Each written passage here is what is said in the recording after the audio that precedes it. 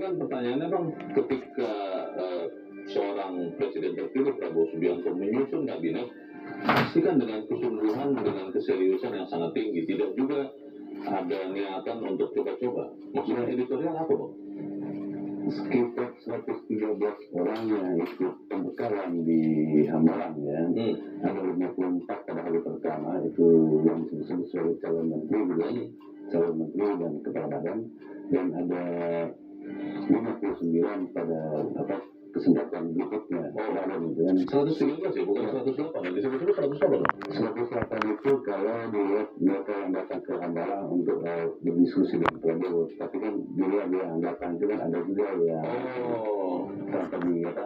tanpa dipanggil juga datang ke sana gitu. Oke. Totalnya 113. Nah, dengan adanya pembekalan dan nanti setelah pelantikan itu direncanakan untuk pengembangan di kemudian dilakukan pengembangan, itu artinya ada harapan supaya mereka itu langsung bekerja gitu. Nah, persoalan kalau kita belajar selama ini, biasanya para menteri itu pada tahun pertama itu lebih banyak belajarnya daripada bekerjanya. Magang. Ya, karena itu disebutkan menteri itu bukan akan coba-coba, tetapi begitu menerima kekuasaan menjadi menteri, walaupun rumusan di dalam konstitusi menteri itu sebagai pembantu, itu bukan pembantu biasa gitu, pembantu luar biasa. Sehingga dengan kapasitas mereka bisa langsung bekerja dengan cepat karena apa? Tantangan ke depan itu dia lebih berat untuk Indonesia, terutama di dalam mengatasi kemiskinan. Oke. Kita akan bahas itu, Bang Wades dan pemirsa nilai editorial Media Indonesia hari ini Jumat 18 Oktober 2024. Menteri bukan ajang coba-coba.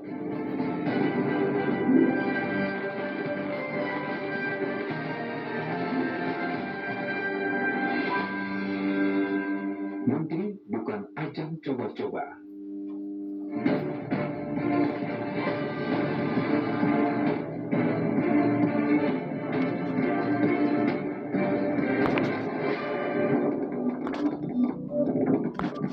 Para calon menteri Kabinet Prabowo Subianto Gibran Raka Buming Raka akan dilantik pada 21 Oktober mendatang.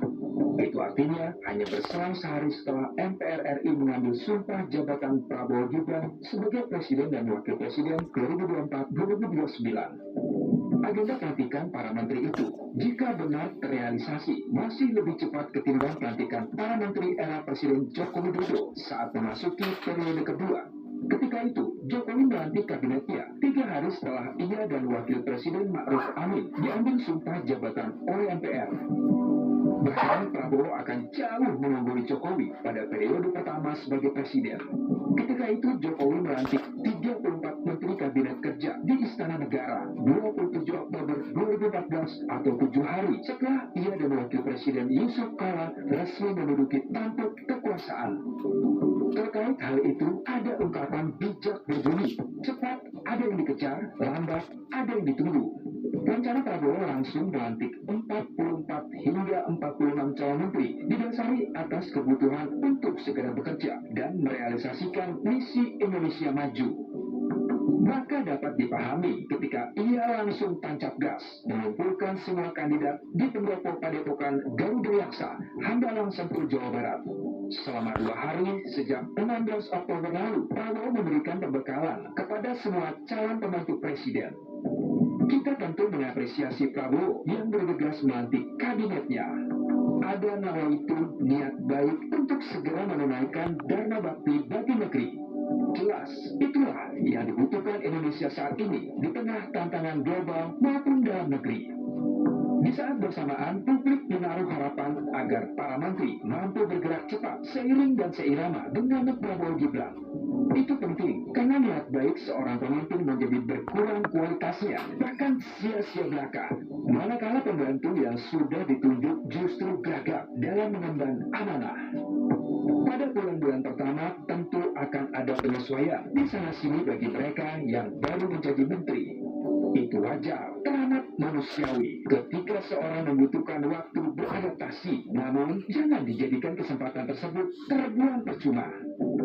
Penting untuk diingat dan harus dicamkan baik-baik bahwa tidak ada waktu untuk belajar menjadi menteri. segera menyatakan mundur kalau memang tidak mampu menunaikan tumpukan tugas serta merealisasikan program yang dijanjikan Prabowo Gibran pada musim kampanye lalu. Jabatan menteri sangatlah strategis yang memerlukan jiwa kepemimpinan atau leadership, manajemen, dan pemahaman mendalam mengenai bidang tugasnya. Seseorang yang diangkat menjadi menteri diharapkan sudah memiliki kompetensi sejak awal.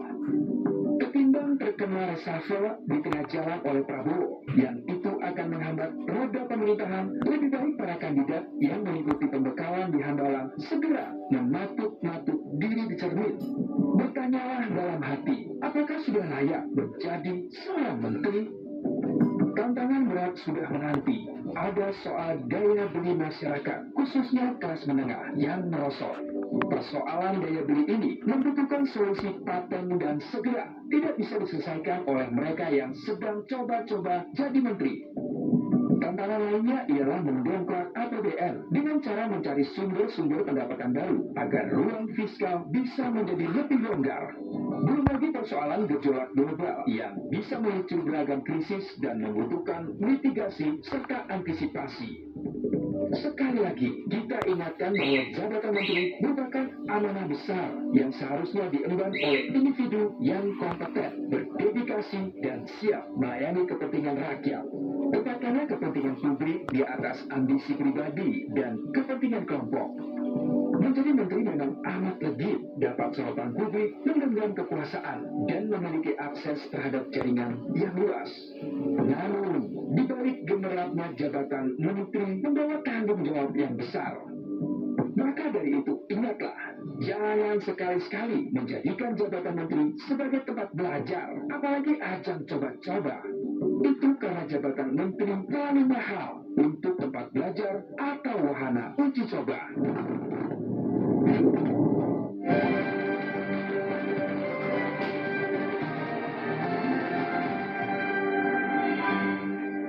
Anda bisa menyatakan pendapat Anda terkait editorial pagi ini, pemirsa. Untuk saat ini tetaplah bersama kami.